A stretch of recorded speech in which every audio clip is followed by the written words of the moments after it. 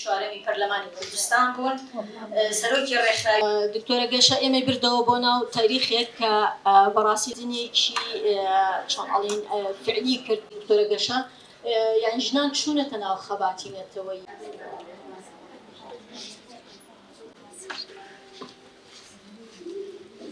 ئەم پانێڵە لەلایەن سەنتەری یەکسانی جەندەری زانکۆی سلێمانی لەگەڵ سنتەری جەندەرناسی لە زانکۆی چەرموو بەیەکەوە بە هاوبەشی هەسڕین بی تەمان لێرەوە ئێمە سوپاسی خۆمان بۆ سەرۆکی زانکۆی سلێمانی و سەرۆکی زانکۆی چەرموو کە توانیان ئەو دەرفەتە بە ئێمە بەخشن و هاوکار و هاوپشت بوون بۆ ئەنجامدانی ئەم پانێڵە و بە ئامادەبوونیان مۆراڵ و ورەیەکی زیاترمان پێبەخشن. سوپاسی هەردوو پانێڵیستەکەین کە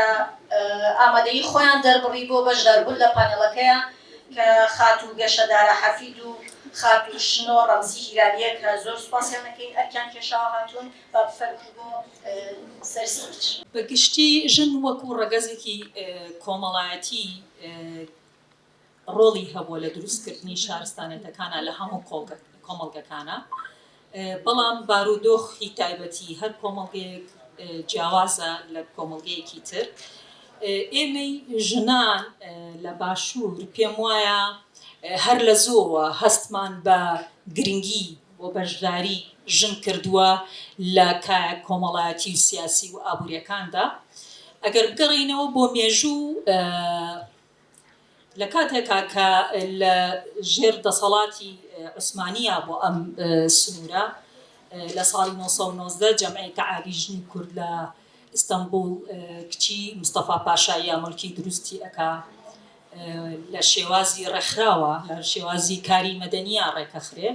و دوای ئەوە حەبسەخانی نەقیب لە 1930 کە ڕێکخراوی ژنان دروستەکە بۆ داکۆکی لە ژنان و چالاکردنی ژنان لە بواری سیاسی و کۆمەڵایەتی و ئەو شۆڕش من ناوێنێم شۆڕش کە لە سلێمانیا و ئێستا ئێمە درێژە پێدەری ئەو شۆڕشەین کە لەو وایە ئیشەکەین و ئەمانەوێ ئەو کولتورە بگۆڕێ کە ژن هەمیشە وەکو قوربانی سیرکرێ بەڵکو وەکو کارکتەرێکی فعلی لە ناو کۆمەڵگەیە و خاوەنی بڕیار بێ. لە 1930 کە ئەو ڕێکخراوە دروست دەکرێەوە چالاکی سیاسیشیانە بێ ڕۆڵی گرنگیانە بێ لە شەڕی بەردەرکی سەرایە و خۆی یەکێکە بێ لەو کەسانەی کە بەڕابەری ڕۆژی شەشی ئەیلولی بەردەرکی سەرادا ئەندرێ و حکوومەتی عێراقی و کاتە دەست بەسەرێکا و ڕێگەی هاتوچۆ و سەفەری لێ ئەگرێ. بێ لەوەی کە پێش ئەوەش لە ڕووی ئیداریەوە ئەکرێ بڵم لە ڕووی ئیداریەوە لە ڕووی دەسەڵاتەوە لە سنووری هەڵەبجەژ عادلە خانم کە دەبێتە قایمقام من وەکو مێژوویەک ئەمە باسەکەم کە ئێمەی ژنانی کورد دوای ئەوەی کە لە دوای سەردەمی دوای جەنگی جیهانی دووەمەوە کە زیاتر خەبات چوە فۆرمی پارت و حیزبەوە ژنانیش لە چوارچێوەی حیزب و ڕێکخراوەکانە کاریان کرد. ئەوەی پێشتر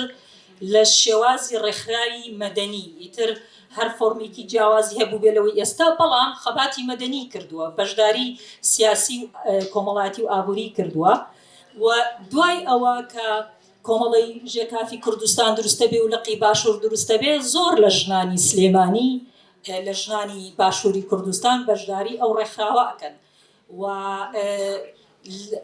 لە پاڵیە کە حیزبی شیوعی کوردستان چالاکە بێ و زیاتر مەدی چەپە بێ لەم ناوچەیە ژنانی باشوور بەشداری ئەکەن لە ڕێی ئەو حیزبەوە کەواتە بەشداریەکان چۆن ناو پارتی سیاسیەوە بوون بە بەشێک لە پارتە سیاسیەکان و گرێدراوی ئەو ئایدۆلۆجیایی کە ئەو پارتە هەڵی گرتووە. لە دوای کۆمەڵی بەڵام هەندێک لەو ژنانە ئەچنە ناو کۆمەڵی ژیانەوەی کوردستان و بەشێکی ئەچنە ناو حیزبی شیوعی کوردستان ئەمە درێژە پێدەدەن و خەباتی ژن لەم قۆناغا دەگۆڕێ بەوەی کە چونکە حیزبی شیوعی کوردستان لە مادەی یەکەمی پرۆگرامەکە ڕێک باسی یەکسانی ژن و پیاوەکە باسی بەدیهێنانی مافەکانی ژنان و لە بواری ئابووری کۆمەڵایەتی و سیاسیدا دەکات و بە هەمان شێوە دوای ئەوە کە پارتی دیموکراتی کوردستان دادەمەزرێ و باسی ڕۆڵی ژنان دەکات و یەکێتی ئافرەتانی کورد دادەمەزرێ و ژنانێکی چالاک لەم سلێمانیەوە بەشدارە بن وەکو نایدەی شێخ سەلام وەکو درەخشانی شێخ جەلالی حەفیظ کۆمەڵێ و زەکیە بابان زۆر خەڵکی تر کە ڕەنگە نەکرێ ئێستا ناوەکانیان بهێنین. ئەم خەباتە زیاتر فۆرم وەکو وتمان فۆرمێکی ڕێکخراوەیی بەڵام گرێدراو بە ئایدۆلۆجیا و بە حیزب بووە و تا دوای ئەوەی کە نسکۆی شۆڕش دروستە بێت ئەم ڕێکخراوە بەردەوامە بێ لە چالاکی دوای شۆڕشی نوێژ ئەوە بێ کە یەکێتی نیشتیمانی کوردستان لە ناوچەکە شۆڕش هەڵەگیرسێنێتەوە و ژنان زیاتر ڕۆڵیان بینیوە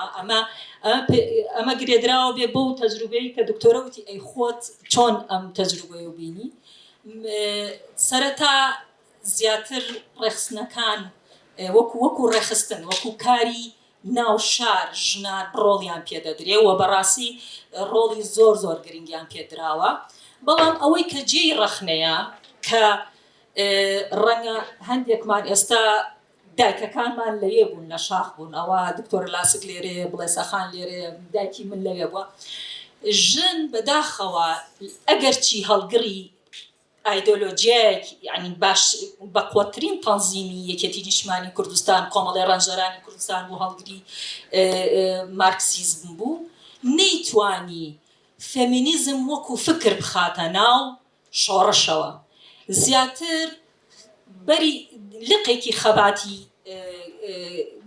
گرێدا بە خەباتی ژنانەوە کە لە ناو شارەکانە زیاتر ڕۆڵیان هەبێ فێمینیزمی چەکداری ئەوەی کە ئێستا ئێمە بۆتە شوناسی بەرخودانی ڕۆژئاوە و پێمان وایە تەجروبەیەکی سەرکەوتووە پێم وانییە لە ناو شۆڕشە لە شاخە دایکەکانی ئێمە بڕیاردەر بووبن بڕیاردەر نەبوون بەڵکو هاوپشت و پشتیوانی پیاوەکانیان بوون واتە لە سەنگەری پشتەوەی شۆڕشەکە بوون لە سەنگەری یەکەم نەبوون ئەمە کەم نرخکردنی ڕۆڵی دایکەکانمان ناگەیەنێ بەڵام ئەمە واقعەکە و پێویستە ڕەخنە لەو خاڵە بگرین بۆ ئەوەی بنیاتی داهاتوێک بە جیاواز بنین و چۆن ئێمە بتوانین کە ڕۆڵی ژن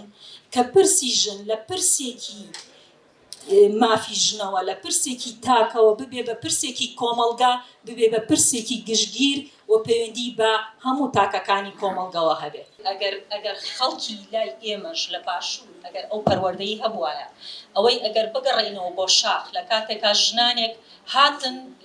لە شۆڕش بەشدار بن بەڵام جۆرێک لە جۆرەکان پاڵیان پەیوەندرا کەواتە ژن ویستی هەبووە ئیرادەی هەبووە کە بەشدارێکی سیاسی و فعلی و چەکداریش بکا لە ناو شۆڕشەکانە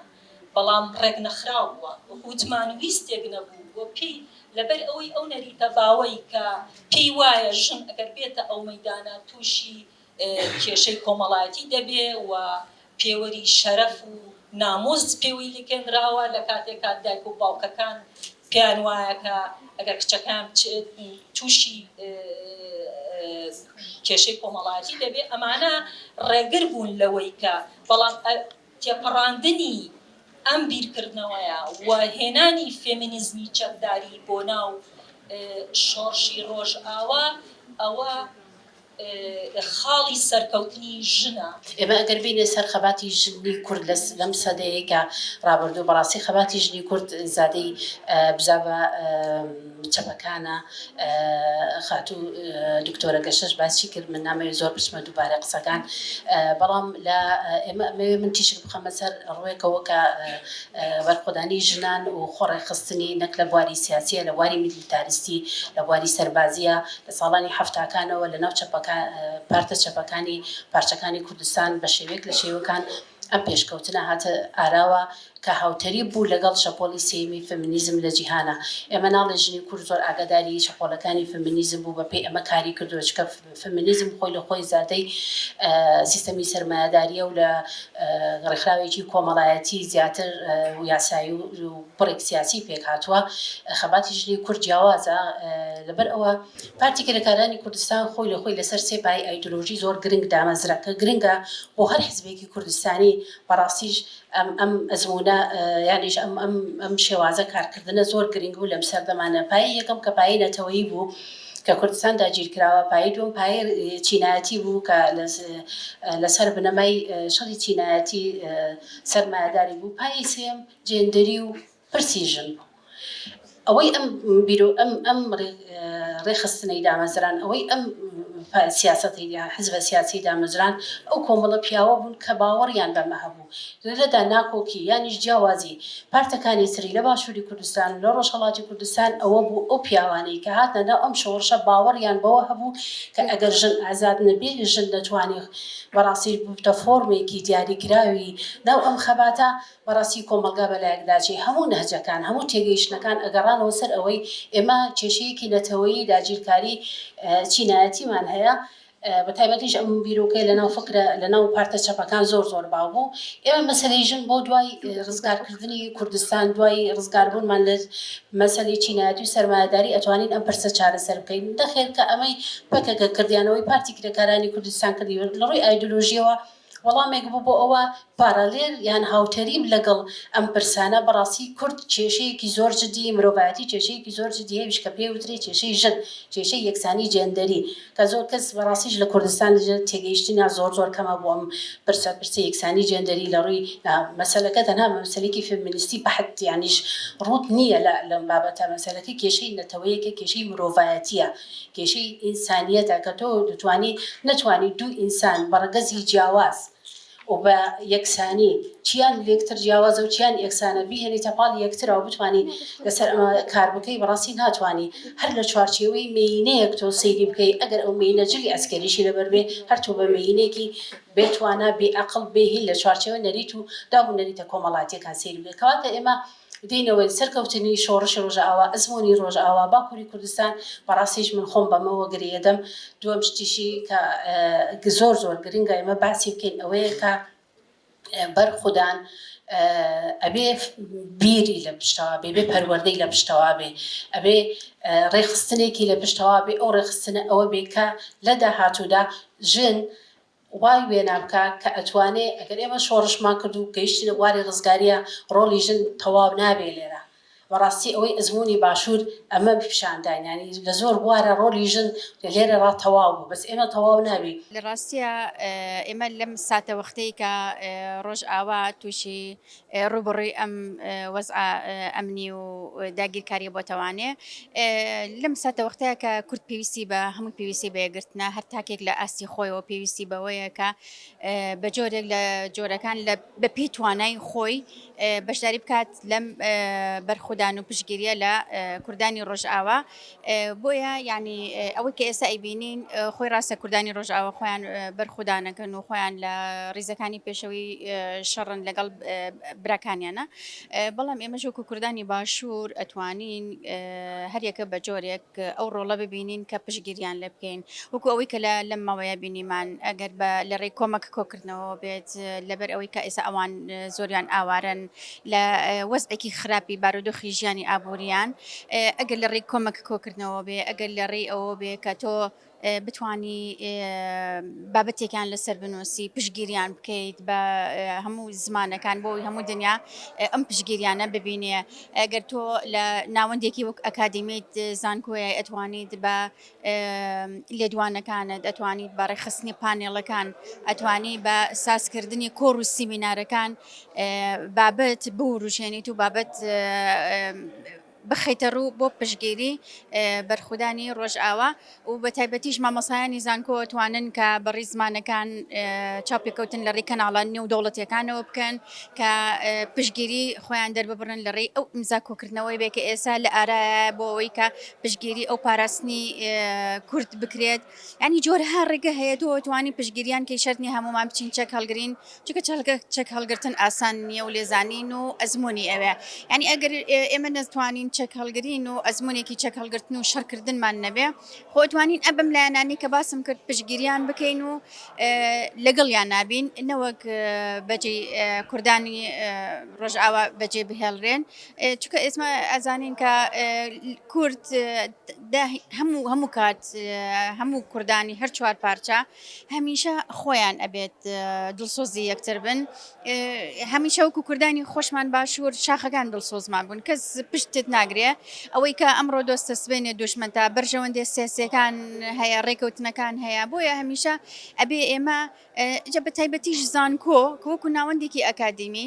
پێویستە لەسەر لایەنەکانی تریش هەمووی قسە بکە و بیهێنێتەوە بیبەستێتەوە بە ئەم بەرخودانە لە ڕووی پەروەردەیەوە تا چۆن پەروەردەکەی چۆن تاگوالەکەیت هەستی نەتەوایەتی تا بەرزکەیت لە ڕووی دەرونیەوە توانی بیبەستیتەوە بەم وەز ئەو بارودۆخەوە بۆیە یعنی ڕێگە زۆرە توانین بیگرینە بەر.